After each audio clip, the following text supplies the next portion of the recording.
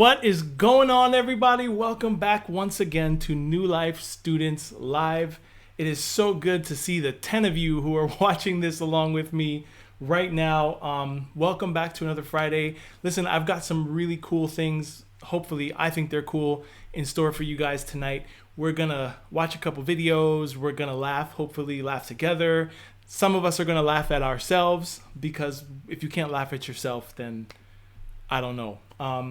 Anyway, guys, we're going to have a really, really good time. I've got another song for you from some faces that you might recognize and some new things that we're adding into the stream. I'm telling you, this is going to be a really good time, and we're just going up from here. See, like, I felt like last week, the first week we were kind of like here, and then the following week we were sort of here. But this week I feel like we're here, and then next week it's just going to take off. So you guys are definitely going to want to keep tuning in, keep coming back. And the other thing is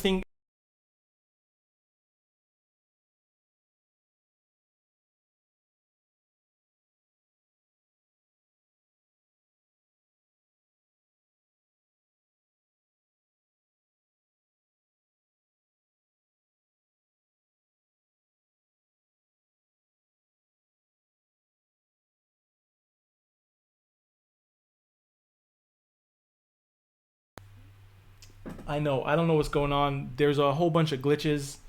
Can you guys hear? If you can hear me now, wonderful. I have my assistant in the other room screaming instructions at me.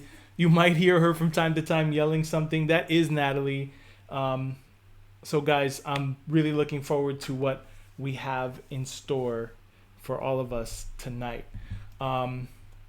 So last week we started, and I said that we were going to do a segment called I Tried It. I Tried It. Now, the I this week is not me, but basically what this segment is, we're going to get to it in just a moment. I'll explain it, but let's kick it off. Did I do that? Yeah, I tried that. Did I do that? Yeah, I tried that. That's right, we are here with I Tried It. And I've been scouring social media looking for the funniest, most entertaining videos that I could find. And I realized that my scope is very limited. But I was looking for the most interesting stuff that I found this week. And I want to show it to you guys. And then my hope is to start seeing more and more videos from you. And I've given you a number of ways. You can send in your videos to students@newlife.nyc. You can send it to your small group leader. You can send it to me if you have my number. You can just text it to me. That's the best way to get these videos to me. I would love to see you guys represented on this show. And so here we go. This was one of the funnier videos that I saw this week.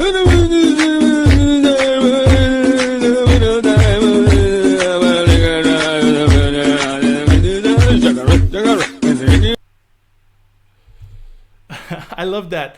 People are working from home, and this woman's husband is running around in a monkey suit or a monkey head and a pink bathrobe. It seems like they have a good time in their house. If somebody wants to do that if you guys want to do that to one of your parents while they're working, that would be amazing. So definitely give it a thought. But this was a trend. Apparently people are doing this like crazy everywhere. Here's another one. And I have to warn you that if you're scared of clowns, this would be a good time to look away from the screen.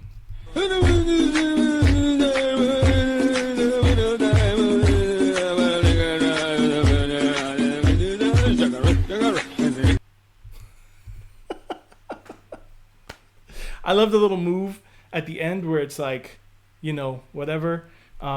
It was I think that's very funny. Anyway, here is the next one. Now, this is the kind of thing that the time will come when I know, and I just want to say this, I know that I am going to be doing this kind of stuff. The time is going to come eventually at some point in my life when this is exactly what I will be doing to, well, just take a look. How was school today? Hello? No. I'm just a bear driving. Daddy, stop that. Nope, I'm a bear. Ah, You're in my world now. I want to go back home. You want to go home? Yeah. You are home in my bear cave. Ah. Set the tone. Oh my gosh, I'm cracking up. I find it so funny. I don't know why. Maybe I just have a bad sense of humor or something, but I think that's hilarious. So this this next video, now there's no sound on this video, so I'm gonna give you a little commentary. I had to take the sound off because the song they used was extremely inappropriate and not well suited for a live stream that is put on by, well, a youth pastor. So I'm gonna play this video, and I want to know, like, how do they get so good with cheese? How do they get so good with cheese? Here it is. Take a look. I mean, this guy's aim is deadly. He's every single time, it doesn't hit her in the arm. It's right in the forehead every single time with the cheese. Now, if there was ever something that you guys wanted to try, I would do that, and then just make sure that you're ready to make some good grilled cheese sandwiches immediately after that. Don't waste food. But I think that's hilarious. And now finally, our last video. This is actually the one that someone actually tried. And before I play this video, we have an ad that I want to break because our sponsors are very important to us. The only way we can continue to do this show is because of our sponsors joining in with us, saying, hey, we believe in what you're doing and we want to partner with you in what you're doing. And so our sponsors sent in and they said, listen, we want to be part of this. We've got a great product that I think is going to be great for your audience. And ladies and gentlemen, I Tried It has been brought to you by Nuggy Necklace. That's right, Nuggy Necklace. It's chicken nuggets anytime. That's anytime. Anytime it's time to strap on our debut solid gold necklace equipped with our signature nugget capsules. Each pod magnetically connects to reveal a precious, I said precious, chicken nugget you saved for the optimal snacking opportunity. It's always a good time for an almost fresh chicken nugget. These are unnecessary inventions, and this product is not available for purchase. Guys, that is our ad. Thank you so much to the makers, the creators of Nuggy Necklace. That's the kind of thing where you can make it. Oh my gosh, that just happened. Oh my goodness, that was so good. I'm gonna eat this cheese too. That was Natalie making her weekly appearance in the strangest way possible. I am lactose intolerant, so this is probably, I'm going to pay for this later. But thank you, Natalie. This last video, guys, for I Tried It, might actually have a face that you recognize. And, you know, it got me wondering, every Friday when we're normally together over at the church at New Life, there's a part of our time together where a group of people gets up right in the middle of the service, usually at a point when someone's talking. And and they walk out of the room and they go to the bathroom. Ladies, I'm talking to you. Because the guys do it, but they come back really quick. And I always wonder who on earth, like what on earth are they doing? What on earth are they doing in the bathroom for such a long time? And this week, I got our video submission from one of you guys. Thank you to Esther for this really great submission. This is what Esther sent in, and it gave me a glimpse into the world of a teenage girl in the bathroom on a Friday night. Check it out.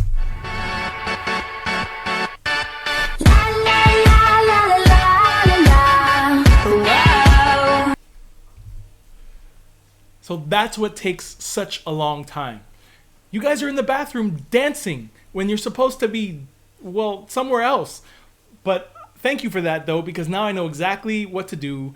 Every time you guys go to the bathroom, I'm just going to have one of the female leaders go up there with you and monitor, or at least, you know, take a video of you guys doing your dances, your dance routines in the bathroom.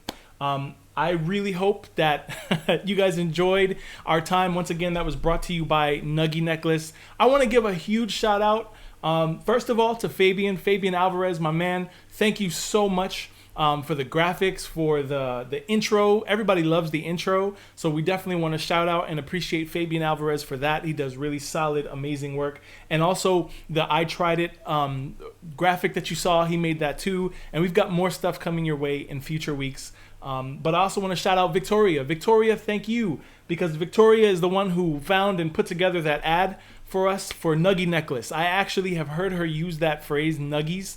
I've never heard anybody else say it just in their everyday life. I've heard her use it on multiple occasions. So thank you for bringing us into your world just a little bit.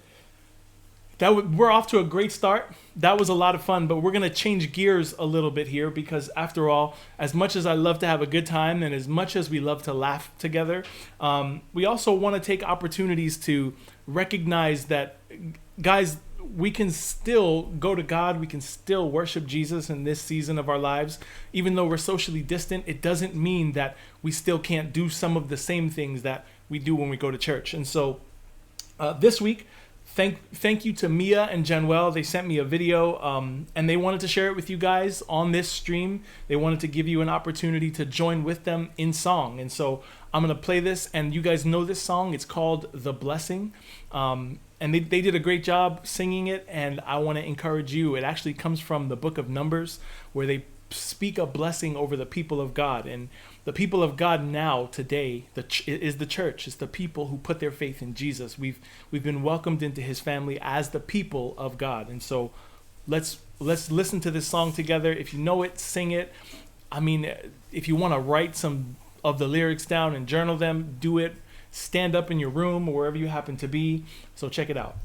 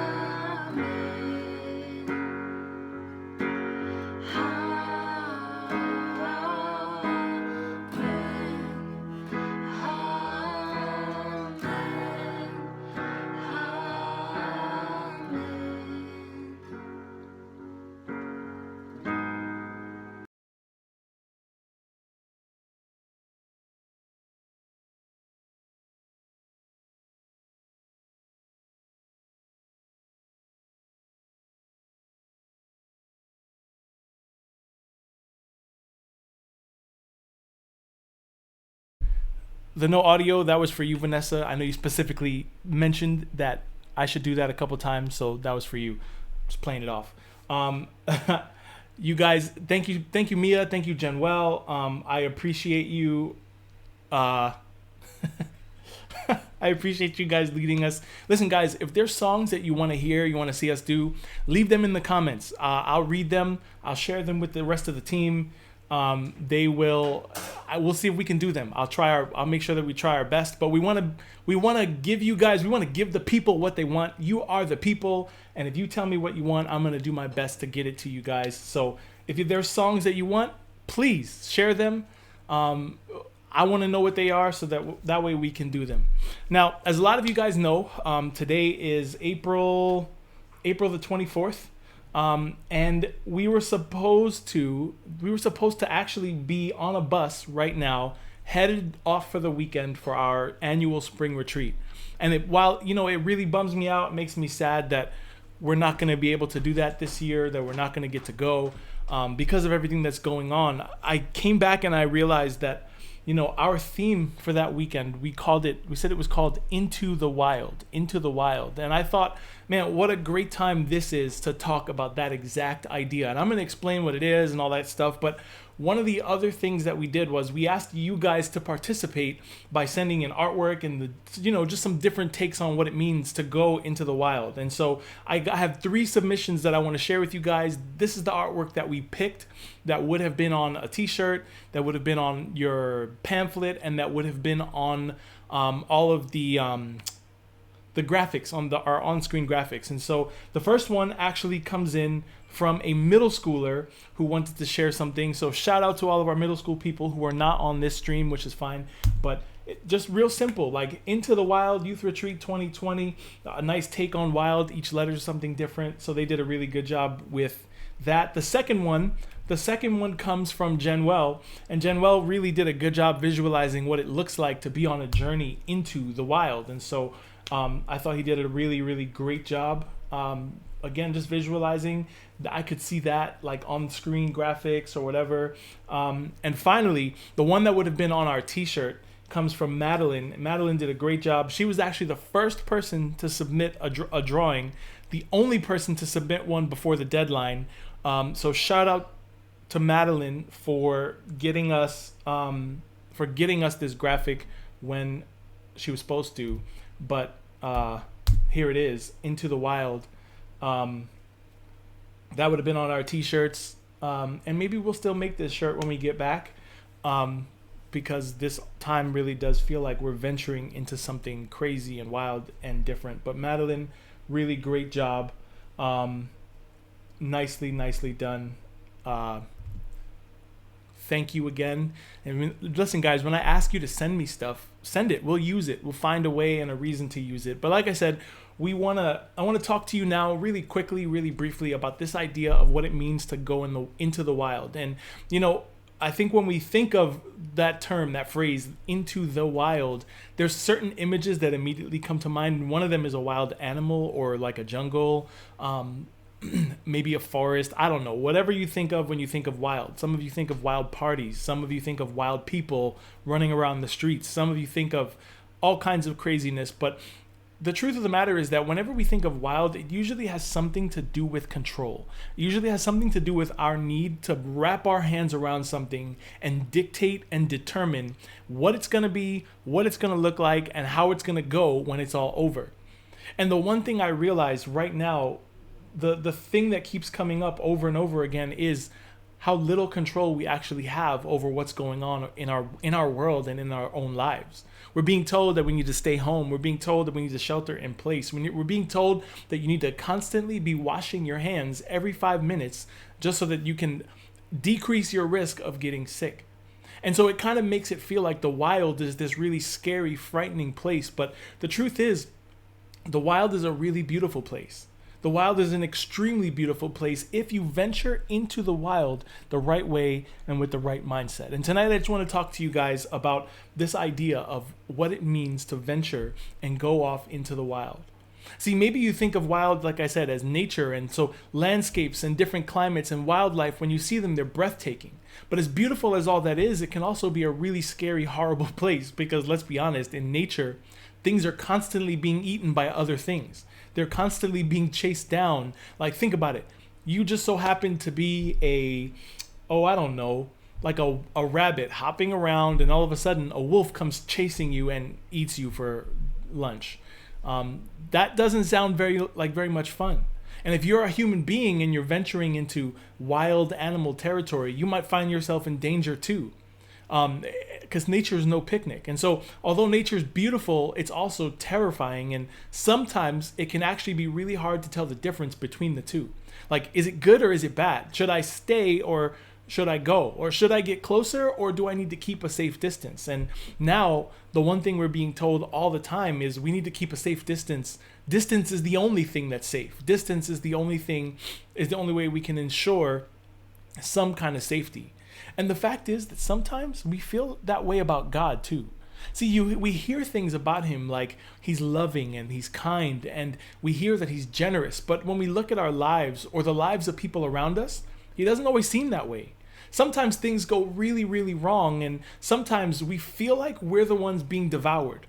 A friend might happen to get sick, or another friend turns their back on us. A relationship that you have just suddenly ends, or a virus puts us all in lockdown. And we look around and we think, well, which God is it? Is he loving and wonderful, or is he distant and cold? Is he for me, or is he against me? Is he good, or is he bad? And sometimes it's really hard to tell what God is like. And I was thinking this week about one of my favorite, I was going to tell you guys it was my favorite book, but it's not, because I've probably only read a very small portion of it. I did watch all the movies, The Lion, The Witch, and The Wardrobe. And there's a particular scene in this movie where the young girl, Susan, is asking Mr. Beaver about Aslan. Aslan is the lion. He's this big, beautiful, powerful, majestic lion. And she says, oh man, she actually thinks he was a man. And the beaver says, no, he's not a man, he's a lion. And the girl asks, is he safe? She wants to know if this lion is safe because she doesn't really want to meet a lion. The idea of meeting a lion, it terrifies her. And so, as it would, because this is not a circus lion, it's a wild animal. And so the beaver says safe. He's definitely not safe, but he is good because he's the king and he looks out for his people. He's the king and he looks out for his people. And when I heard that, I find that to be such a beautiful picture, a beautiful image of who God really is.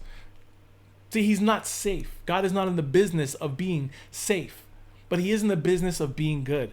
And we're going to talk about what his goodness looks like. See, the problem that a lot of us have is that we get confused. We get confused about what someone is like, and because we're confused about what they're like, it's hard to trust them. See, maybe you know somebody who acts one way one day and a totally different way the next day. They're great friends with someone on Monday and then they lose their temper and hate them on Tuesday. It makes it difficult to be yourself because you're never sure what version of them you're going to get. It's tough to get close to someone like that. If you don't have trust in a relationship, you don't have a relationship, because trust is what makes any relationship work. You see, if God is the person who seems confusing, that's even worse. Because how frustrating is it to feel like you don't quite know who God is? If there's one person we should be able to trust 100%, it should be God. But let's be honest, that's way easier said than done. See, sometimes it's too hard. We look at the circumstances of our life and we think to ourselves, maybe I was wrong about him. I'm not sure I can actually trust him. I believe in him, but I'm not sure about getting close to him, because those two things are different. I can believe something and stay really far away from it. Sometimes that's exactly what we do when it comes to our relationship with God. We believe that he's there, we believe that he exists, but we don't want to do anything to actually get close because we're not sure that we can trust him. And if you've ever felt that way, I want you to know that you're not alone. For most of history, humans have been trying to figure out what God is really like. We can't see him. We can't go look around the world and see how it works. So actually, I should say we do look around the world to see how it works, and we use that to help us determine what God is like. See, if we see a world that's cold or distant, we assume that God is cold or distant. If we see a world that's vengeful and broken and full of broken relationships, we assume that God's the same way. If you have bad experiences and it feels like our lives are in total chaos, we assume that God isn't stable and he's not strong enough to overcome that chaos. And tonight I want to talk about a guy named Abraham. See, when Abraham was alive, people had even more confusion about who God is. I want you to think about this. When Abraham was alive, there was no Bible, there was no church, there were no preachers. People didn't really know what God wanted or what made him happy, and they mostly thought that God was angry with them. Their whole view of God depended a lot on their circumstances, and they thought that the only way to please God was they had one system. It was called a sacrificial system, and the only way to please God was to sacrifice something. So people made a lot of sacrifices. They sacrificed their livestock, they sacrificed their animals, sometimes they even sacrificed their children. And if a sacrifice didn't improve their lives, they would sacrifice even more. They believed that the better their sacrifices were, the better that God would make their lives. And if that meant their children, then so be it. Now, some of you are feeling a little scared because you've been stuck in the house with your parents for the last several weeks, and you're wondering if they're ever going to get to the point where they consider doing that to you. Well, let me reassure you that most of you are okay. Some of you should still be worried. Now, we can't even imagine the thought of something like that honestly happening in our culture today. But back then in Abraham's culture, it was a very common practice. So let's give a big shout out for 2020 that none of us are worried about being sacrificed. See, since God had first called and spoken to Abraham, Abraham did something, which is he trusted God. And even though he got sidetracked a few times along the way, he continued to follow and he continued to trust God. But chances are that even Abraham wondered, what is God really like? And can I trust him? Does he really have my best interest at heart? Will he really come through and deliver on the things that he's promised me? Is he loving and is he good? Is that true? And those are all really fair questions. And no one is exempt from asking them. Just like God knows when we have those questions, he knew Abraham was having them as well. So God tested Abraham and led him into a situation that was completely wild. And that's where we pick up on this part of Abraham's story. And I'm going to read now from the book of Genesis. Sometime later, God tested Abraham. He said to him, "Abraham, here I am," he replied. Then God said, "Take your son, your only son whom you love, Isaac, and go to the region of Moriah. Sacrifice him there as a burnt offering on a mountain that I will show you." Now, that's Genesis 22, verses 1 and 2. Now, imagine being Abraham in this moment. You've been promised this long-awaited miracle of a child. God said to you, you're going to have a son, and you're way beyond the age of being able to have kids. Abraham was like 1,000 years old when this happened. And now, this same God is asking you to sacrifice this child back to him. You know, keep in mind that Abraham is very familiar with child sacrifice. It's a normal practice in his culture. But he's obviously never had to do it with the one child he loved. This is definitely a moment when Abraham is thinking that God must be wrong. Like, maybe I heard God wrong. Because why would he ask this? Why would God even want this? See, maybe God isn't what he seems to be, or maybe he's not good, or maybe God's just not good to Abraham. Have you ever thought that way? Like, okay, God is good and that's all well and good and fine and it's true, but it's true for somebody else because God is not good to me. Or maybe this. Maybe God is just mean and selfish. But what's amazing about Abraham is that despite this request from God, he continues to follow through on what God's asking him to do. And if you know the rest of the story, great. If you don't, here it is. Early the next morning, Abraham got up and loaded his donkey. He took with him 2 of his servants and his son Isaac. When he had cut enough wood for the burnt offering, he set out for the place God told him about. On the 3rd day, Abraham looked up and saw the place in the distance. He said to his servants, "Stay here with the donkey while I and the boy go over there. We're going to worship and then we'll come back to you." That's Genesis 22, verses 3 to 5. See, when they reached the place that God told him about, Abraham built an altar and arranged the wood on it. He bound his son Isaac and laid him on the altar on top of the wood. Then he reached out his hand. He took the knife to slay his son.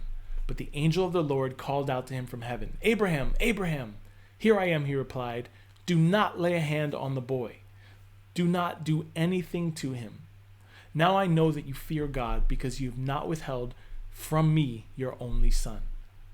In this moment, God was beginning to tell the story that he was different from any other God. He wasn't mean, he wasn't petty or demanding. He was a God who was kind and loving. God was introducing himself to the world in a way that no one could imagine. He started through Abraham, the building of Abraham's nation and the saving of his son's sacrifice. And then God ultimately did it through sending Jesus to be a sacrifice for our sins and saving the world. See, the world has always had confusion about what God is like. And in this story, God surprised the world and demonstrated how good he actually is. He showed the world that he's loving and not like any other God or any other person they'd ever met. God knew that he would do this all along. He just wanted Abraham to see it firsthand. And instead of walking away, Abraham let God shape the way he saw him. That's really important. And it's important that you hold on to that sentence, that truth. That Abraham allowed God to shape the way he saw him, not his circumstances, not his situation. And so God tested Abraham's faith. And what's remarkable about him is that in spite of being unsure of what God was like, he trusted anyway. He followed anyway. And that kind of faith is incredible. See, sometimes I want to give up simply because something inconvenient happens to me.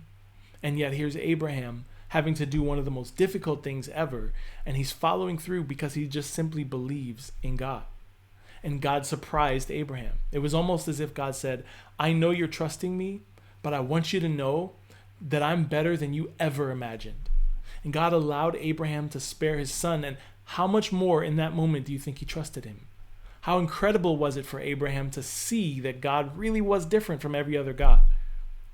But of course, we know how the story ends. At the time, Abraham didn't know what was going to happen. He had to trust God even when it didn't make sense. He had to trust God when it seemed like God wasn't good. He had to let God shape the way he saw him. See, if we want to truly go into the wild, we have to do the same thing. So that means we have to let God shape the way that we see him. Let God shape the way you see him. Because eventually, like right now, you'll have to face a tough circumstance that's going to make you wonder what God is really like. Maybe it's the death of a loved one or a relationship ending. Maybe somebody got sick. Maybe you're dealing with extreme loneliness. See, this list could go on and on because there's no shortage of difficult things that we're going to experience in our lives. And maybe it's not even something big. It could be something small that makes us wonder, is God really like what we sing about in our worship songs? We just sang that song, The Blessing, and it says, may his favor be upon you for 1,000 generations. What does that even mean? We've all been there where we're asking those types of questions. So what do we do when we look at the circumstances of our lives and we think that God must be distant? What do we do when it's natural for us to assume that he doesn't care or that he's mad or that he's controlling? The first thing is we have to remember the story of Abraham in relationship to the story of Jesus and let God shape the way we see him. See, eventually God fulfilled his promise, giving Abraham a nation of descendants, one of whom was Jesus. And if you've been around long enough with us here at New Life, you know that Jesus was more than any other descendant of Abraham. God sent him to earth to be a visual, I can say words, to be a visual representation of the love of God. And Jesus demonstrated that great love on the cross. It was the ultimate act of God not being distant. At a time when people questioned whether God could be trusted, no one could imagine God sacrificing his own son for the sins of the world. See, the cross was the final demonstration of God's great love for the world and for you personally. And maybe you never thought of Jesus dying on a cross as a personal message to you, but that's exactly what it is. His death and resurrection was the final answer to your question, can I trust God? Because even when your circumstances don't line up and life makes it look like God is anything but good, you can look to Jesus and let him shape the way you see God. So as we close our time today, I want you to think about what it would look like for you to actually trust God.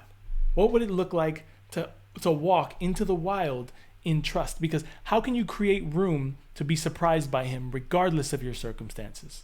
What would it take for you to believe that God is wildly in love with you? What would it look like for you to follow God into the wild and trust him with your entire life?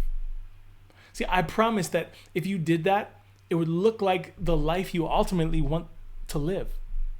I can also promise you that it will be scary sometimes, because God is not always going to be safe, and he's not always going to take you on the safe road. He's going to take you on the road that leads to your life. And he can be trusted.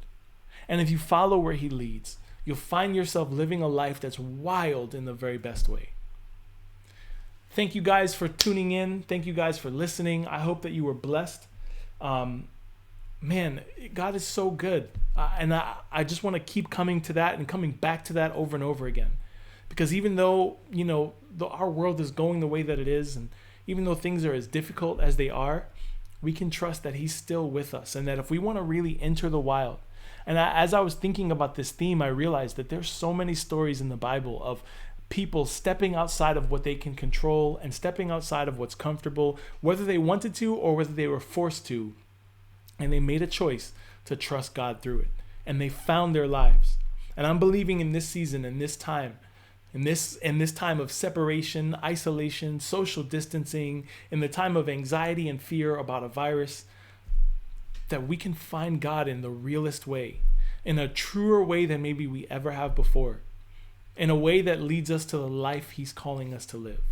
And we've got some really great things coming up in the weeks ahead. You guys are going to be seeing an email sometime in the near future about signing up to take what we're calling the Emotionally Healthy Teenager. We're going to be diving deep into what's happening beneath the surface of your lives. We're going to be answering some really great questions together and talking about some good stuff. But we're also going to stay on this theme for a little bit about what it means to venture off into the wild, into the place where we can really meet God for who he truly is. Thank you guys again. I love you. I appreciate you guys tuning in. Like I said, make sure that you like and subscribe. We'll be back again next Friday with another stream. I'll have a few more surprises in store for you guys. There may or may not be an interview with a special guest. I'm telling you, I'm pulling out all the stops. Love you guys. Have a wonderful week. I hope to be able to see you all again very soon. God bless.